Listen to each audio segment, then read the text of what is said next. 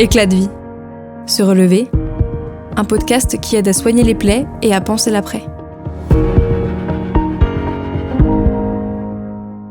Les accidents collectifs et les attentats, de par leur violence, peuvent causer un psychotraumatisme dont l'impact varie selon l'exposition au danger, les circonstances du drame et l'histoire de vie de chacun. Comment ces épisodes de vie tragiques peuvent nous fragiliser ? À quel moment faut-il s'inquiéter ? À quel moment faut-il consulter ? Je suis Avril Prosper, psychologue au sein de la Fédération nationale des victimes d'attentats et d'accidents collectifs. Dans ce podcast, je serai accompagnée de victimes et de professionnels ayant touché de près ou de loin ce phénomène si complexe. Ensemble, nous tenterons de décrypter les causes de ces blessures invisibles, d'en comprendre les symptômes et de partager des méthodes de soins. Bonjour à tous, bienvenue sur l'épisode du podcast de la FENVAC. Je suis actuellement à Tours pour rencontrer Wissam El Hadj, qui est professeur et qui est représentant des CRP, donc des centres régionaux du psychotrauma de la région. Donc. Oui, bonjour à tous. Wissam El Hadj, donc psychiatre, professeur de psychiatrie à l'Université de Tours, responsable du centre régional du psychotraumatisme pour la région Centre-Val de Loire et qui est basé à Tours. Et je suis aussi chercheur à l'INSERM, co-responsable d'une équipe de recherche et du centre d'investigation clinique du CHU de Tours. En effet, vous avez fait beaucoup de recherches, notamment sur le psychotrauma. J'ai toute une liste sous les yeux. Donc vous êtes un expert en la matière. Est-ce que vous pouvez nous expliquer dans un premier temps ce que sont les CRP ? Alors, les CRP, comme son nom l'indique, centres régionaux de psychotraumatisme, maintenant il y en a une quinzaine en France.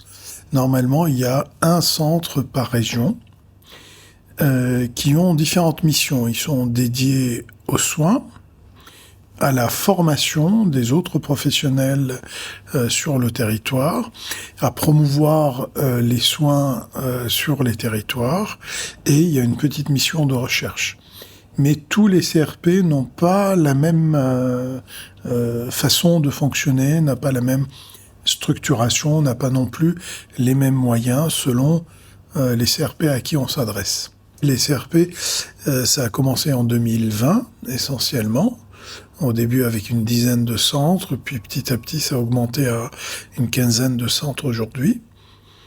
Et puis chaque CRP, il a pour mission aussi de développer d'autres antennes de consultation, souvent départementales, en psychotraumatologie pour finalement faciliter l'accès aux patients aux soins spécialisés en psychotraumatologie. Bon, on va parler surtout du coup du CRP de Tours parce que, comme vous disiez, chaque CRP est un peu différent.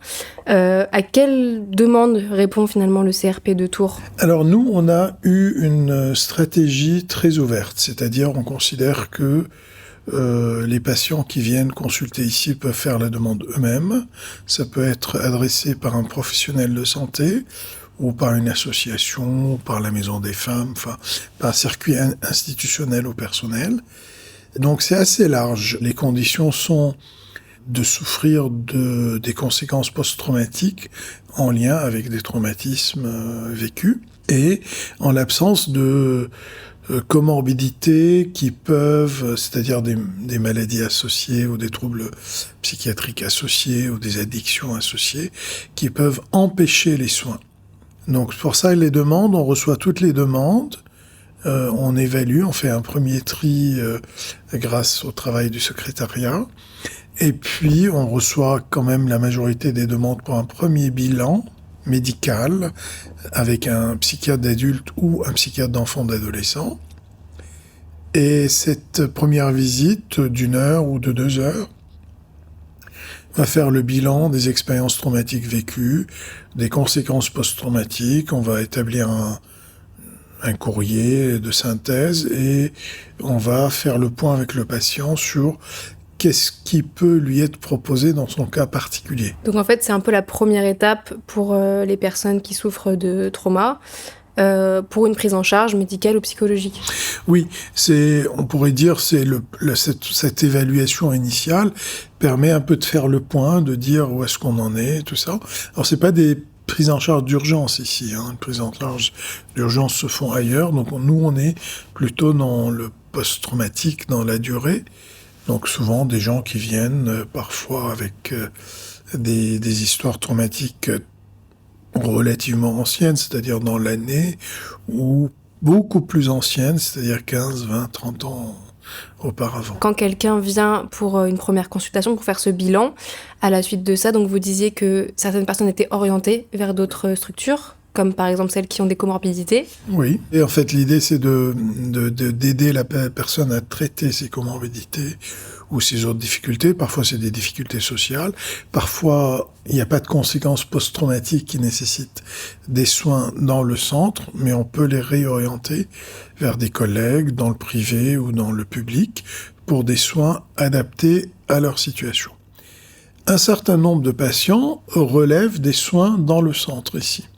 Et à ce moment-là, ils sont orientés sur une liste d'attente des psychothérapeutes pour être pris en charge sur une quinzaine de séances par un psychologue ou un psychiatre en psychothérapie. Donc on fait un package de 15 séances hebdomadaires, donc toutes les semaines. On pense que le côté intensif rapproché rend les soins plus efficaces. Et donc, ces personnes vont bénéficier de ces 15 séances avec une méthode psychothérapeutique spécifique qui peut être le MDR, qui peut être l'hypnose, qui peut être une thérapie de reconsolidation, qui peut être les thérapies comportementales et cognitives centrées sur le trauma. S'il n'y a plus du tout de symptômes, la personne repart chez elle tranquillement.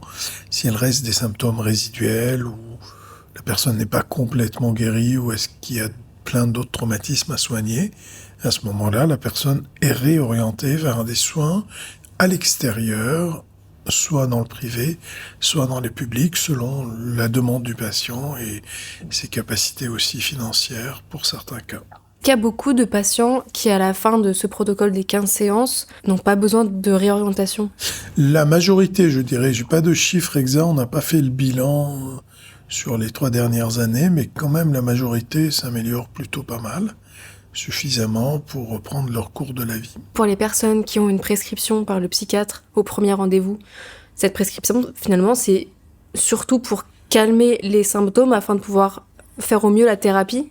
Alors, on parle pas de calmer les symptômes, on parle de plutôt traiter les comorbidités, les symptômes ou la dépression associée aux autres, pour stabiliser l'état émotionnel du patient, pour pouvoir traiter le trouble de stress post-traumatique. La psychothérapie, elle est centrée sur les soins aux troubles du stress post-traumatique. Donc, quand il y a des comorbidités qui font obstacle ou qui vont venir perturber le soin aux troubles de stress post-traumatique, on va les traiter. Et du coup, la personne, par exemple, qui était extrêmement triste ou suicidaire, elle peut difficilement s'engager dans une psychothérapie qui peut être elle-même au début éprouvante. Et donc, le fait de traiter la dépression va faciliter l'entrée dans la psychothérapie ou stabiliser les autres symptômes connexes pour que la personne puisse être soignée. Je voulais savoir un peu comment se positionnaient les CRP par rapport au FGTI. Le fonds de garantie qui délivre des sommes d'argent pour pouvoir accompagner les patients qui ont besoin d'un suivi médical ou psychologique ou autre. Parce que d'un point de vue administratif, souvent, pour pouvoir ouvrir un dossier au FGTI, on demande aux personnes d'avoir un certificat initial de retentissement. Alors, le positionnement, il est déjà pour l'accès aux soins, il y a des premières choses préalables comme le fait qu'il faut que la personne soit en sécurité. C'est-à-dire que, par exemple, des migrants qui sont en insécurité sociale pour les besoins primaires, ils vont être difficilement dans les soins en psychothérapie.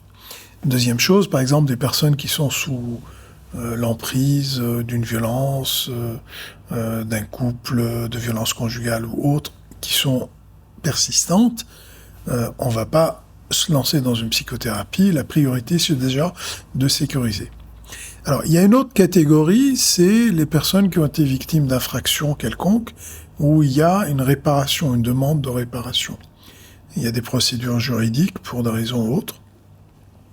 Donc, notre rôle, c'est d'être vigilant à ce que ce processus de demande de réparation ne vienne pas perturber le processus thérapeutique. Donc il y a un petit dialogue, un petit ajustement qui peut se faire avec le patient. Alors, nous, on est attentif aussi à pas être juste une sorte de caisse d'enregistrement pour certifier tel état ou tel handicap ou tel autre. Ça ne nous intéresse pas, c'est pas notre rôle. Il y a des experts qui sont faits pour ça. C'est pour ça que on a plus pris parti de dire, nous, on fait le point sur l'état de santé de la personne. On va établir un bilan initial complet à partir d'une évaluation très méthodique. Et à l'issue de cette évaluation, il y a un courrier qui détaille les difficultés rencontrées. Et donc ce courrier est accessible à la personne, au patient, à la victime qui consulte, et peut en faire ce qu'elle veut. Donc si elle veut faire valoir auprès d'un avocat, d'un fonds de garantie ou autre, ça c'est son droit. Mais nous, on n'est pas dans une position certifiante où on se met pas dans une position d'expertale. Justement, j'avais parlé des formations.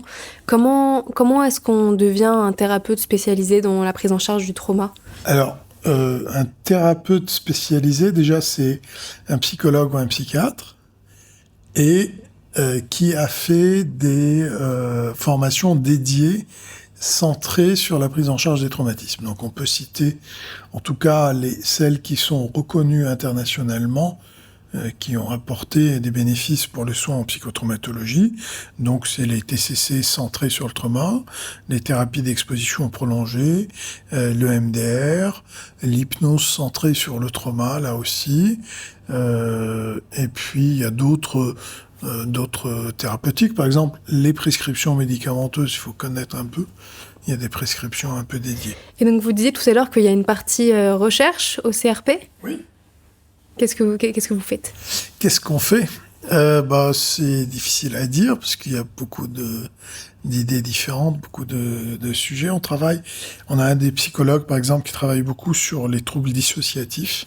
Vous savez, après un traumatisme, on peut développer nombre de symptômes, parmi lesquels un peu des symptômes de dissociation, c'est-à-dire on a du mal à être connecté à son propre corps, on va être complètement synchronisé avec l'environnement autour de soi. Donc on parle de dépersonnalisation, déréalisation. On peut avoir des dissociations dans la mémoire, on parle d'amnésie dissociative, on peut avoir des dissociations dans la personnalité elle-même, on parle de troubles dissociatifs de l'identité. Donc cette dimension de dissociation, on a donc un des axes de travail là-dessus, et on a un groupe, par exemple, pour les patients de psychoéducation qui est centré sur la dissociation. C'est-à-dire que certains patients qui ont symptomatologie dissociative importante, avant de rentrer en psychothérapie, on va leur faire bénéficier de ce groupe centré sur les symptômes dissociatifs, qui est une méthode TCC qu'on a développée ici à Tours, dans le centre. Est-ce que vous auriez de la documentation ou peut-être des ouvrages à recommander pour les personnes qui s'intéressent à ce sujet ? On va ouvrir un encart publicitaire alors, parce que je ne peux que recommander le livre qu'on a coécrit avec Coraline Ingré, parce qu'on l'a pensé et réfléchi et écrit spécifiquement pour répondre à cette demande, en fait. On a créé ce livre de toutes pièces avec un chapitre, une page, très coloré, très abordable, avec un langage accessible pour tout le monde et des vrais outils thérapeutiques, des vraies réponses scientifiques, avec des rubriques, les idées fausses, qui sont souvent finalement véhiculées autour des traumatismes, des témoignages de patients en petites vignettes, et connaissance. On a créé une rubrique qui s'appelle connaissance, ce que la science me dit sur ce sujet-là, et toute une page, donc sur le chapitre de 2 pages, une page sur mon psy me dit, c'est-à-dire qu'est-ce que mon psy me dirait sur cette question-là.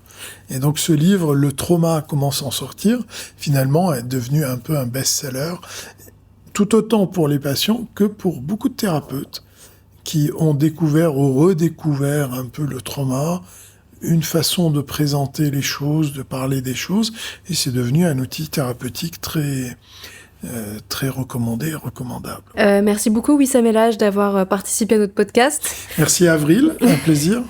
Écoutez, on se retrouve dans 2 semaines pour le prochain épisode. Je vous souhaite une très bonne journée, une bonne soirée, et puis à bientôt.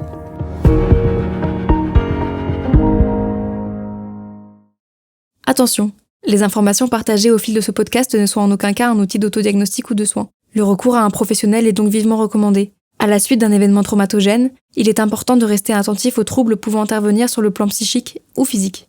La FENVAC peut vous orienter vers des praticiens habilités à répondre à vos besoins. En cas d'urgence, contactez le 15.